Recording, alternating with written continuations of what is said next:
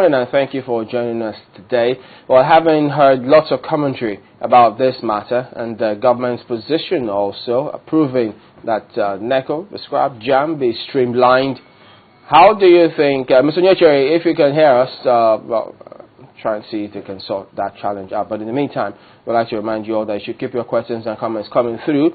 If you got anything whatsoever, you're about to take Jamb. Have you taken anyone? You have your words in there, your relations. Just send us a comment or two. As we speak, we'll appreciate it. But let's get back to Mr. Ike Onyechere, who is an education consultant and joins us from our studios in Abuja. Well, looking at this policy, because, I mean, you heard even lecturers, university lecturers, will have a comment or two concerning how some of them seem satisfied, others wouldn't just be bothered about this one.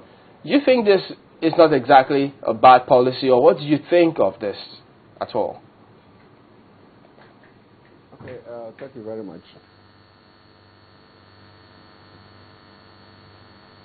Go ahead, please. Okay, thank you very much. I think it's a very good policy.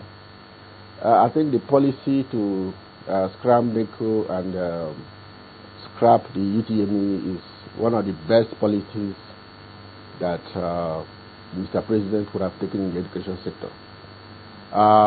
If you noticed, or if you remember, we have been calling, education stakeholders have been calling for something dramatic, something drastic to be done in the education sector. In fact, some people went as far as calling for declaration of state of emergency in the education sector. Now, Mr. President has taken some decisions that I think is bold, courageous, and historic. So I think they are very good decisions, and a lot of stakeholders are in support of it. Yeah, but if you look at the reason behind that policy is actually to cut costs. So if they had said, we're doing this specifically to have a direct consequence on the quality or perhaps standards of education, maybe you would have seen it in a different light, or those who oppose it would have seen it in a different light. But since it's aimed at cutting costs, you think you can still say it's a good policy? No. It's a matter of communication. I don't think that it's just aimed at cutting costs. Look, if you realize, as of today, a lot of the candidates for this year's UTME are already disenfranchised. Many candidates will not be taking this year's UTME. You realize and you are aware that many candidates in Lagos have been posted to faraway states, Yobe, Kogi, Nasarawa, dissenting from people in the southeast, dissenting from people in the north.